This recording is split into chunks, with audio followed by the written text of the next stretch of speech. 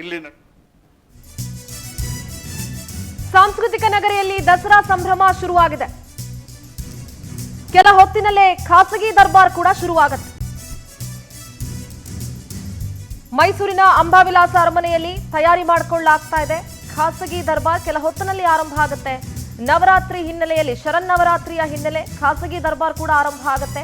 ಈ ಖಾಸಗಿ ದರ್ಬಾರನ್ನ ನೋಡಿ ಕಣ್ತುಂಬಿಕೊಳ್ಳೋದೇ ಒಂದು ಹಬ್ಬ. ಸಂಸದರಾದ ಬಳಿಕ ಇದು ಯದುವೀರ್ ಒಡೆಯರ್ ಅವರಿಗೆ ಮೊದಲ ಖಾಸಗಿ ದರ್ಬಾರ್. ಸಾಂಸ್ಕೃತಿಕ ನಗರಿಯಲ್ಲಿ ದಸರಾ ಸಂಭ್ರಮ ಈಗ ಶುರುವಾಗ್ಬಿಟ್ಟಿದೆ. ಅಧಿಕೃತವಾಗಿ ಈಗ ಶುರುವಾಗಿದೆ ಅಷ್ಟೇ. ಆದರೆ ದಸರಾ ಅನ್ನುವಂಥದ್ದು ಮೈಸೂರಿನಲ್ಲಿ ಒಂದು 2 ತಿಂಗಳ ಹಿಂದೆಯಿಂದನೇ ಶುರುವಾಗುತ್ತೆ. ಮೈಸೂರಿಗರಿಗೆ ದಸರಾ ಬಂತು ಅಂತಂದ್ರೆ ಏನೋ ಒಂದು ವಿಶೇಷವಾದಂತಹ ಒಂದು ರೀತಿಯಾದಂತಹ ಆ ಸಂಭ್ರಮವನ್ನ ಪದಗಳಲ್ಲಿ ವರ್ಣಿಸೋದಕ್ಕೂ ಕೂಡ ಸಾಧ್ಯವಾಗೋದಿಲ್ಲ. ದೃಶ್ಯಗಳಲ್ಲಿ ಗಮನಿಸ್ತಾ ಇದ್ದೀರಿ. ಸಂಸದರಾದ ನಂತರ ಯದುವೀರ್ ಒಡೆಯರ್ ಅವರು ಮೊದಲ ಬಾರಿಗೆ ಖಾಸಗಿ ದರ್ಬಾರ್ನಲ್ಲಿ ಭಾಗಿಯಾಗ್ತಾ ಇದ್ದಾರೆ. ಖಾಸಗಿ ದರ್ಬಾರನ್ನ ನಡೆಸ್ತಾ ಇದ್ದಾರೆ. ಮೈಸೂರಿಗರಿಗೂ ಕೂಡ ಒಂದ್ ರೀತಿ ಹೆಮ್ಮೆ ಇರ್ಬೋದು. ನಮ್ಮ ಊರಿನ ರಾಜರೇ ನಮ್ಮ ಸಂಸದರು ಕೂಡ ಆಗಿದ್ದಾರೆ ಅಂತ ಹೇಳಿ ಸಂಸದರಾದ ಮೇಲೆ ಮೊದಲ ಖಾಸಗಿ ದರ್ಬಾರನ್ನ ನಡೆಸ್ತಾ ಇದ್ದಾರೆ. ದಸರಾ ಸಂಭ್ರಮ ಶುರು ಆಗ್ಬಿಟ್ಟಿದೆ. ಒಂದಷ್ಟು ಕಂಕಣವನ್ನ ತೊಡ್ತಾರೆ. ಅದರದೇ ಆದಂತಹ ಒಂದಷ್ಟು ರಿಚುವಲ್ಸ್ ಅನ್ನ ಫಾಲೋ ಮಾಡ್ತಾರೆ. ಬೆಳಿಗ್ಗೆ ಮೊದಲಿಗೆ ಎಣ್ಣೆ ಶಾಸ್ತ್ರ ಕಾರ್ಯ ಕೂಡ ಆರಂಭ ಆಗುತ್ತೆ.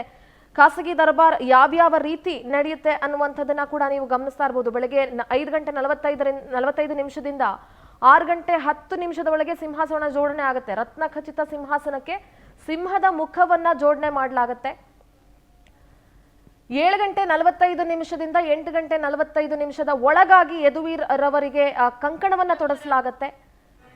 ಪಟ್ಟದ ಕುದುರೆ, ಪಟ್ಟದ ಆನೆ, ಪಟ್ಟದ ಹಸು ಇದೆಲ್ಲವೂ ಕೂಡ ಬರ್ತವೆ. ದೃಶ್ಯಗಳಲ್ಲಿ ಗಮನಿಸ್ತಾರೆ. ಒಂದ್ ಕಡೆ ನಾಡ ಅಧಿದೇವತೆ ಪುಷ್ಪಾರ್ಚನೆ ಮುಖಾಂತರ ದಸರಾಗೆ ವಿದ್ಯುಕ್ತ ಚಾಲನೆಯನ್ನ ಸರ್ಕಾರಿ ಕಾರ್ಯಕ್ರಮವಾಗಿ ನೀಡಿದ್ರೆ, ಇನ್ನೊಂದು ಕಡೆ ಅರಮನೆಯ ಸಂಪ್ರದಾಯಗಳು ಕಾಲದಿಂದಲೂ ನಡ್ಕೊಂಡು ಬಂದಿರೋದು, ತಲೆತಲಾಂತರದಿಂದಲೂ ನಡ್ಕೊಂಡು ಬಂದಿರುವಂತಹ ಅರಮನೆಯ ಸಂಪ್ರದಾಯಗಳು ಒಂದು ಕಡೆ ಖಾಸಗಿ ದರ್ಬಾರ್ ನಡೆಸ್ತಾ ಇರುವಂತಹ ದೃಶ್ಯವನ್ನ ಗಮನಿಸ್ತಾ ಇದ್ದೀರಿ.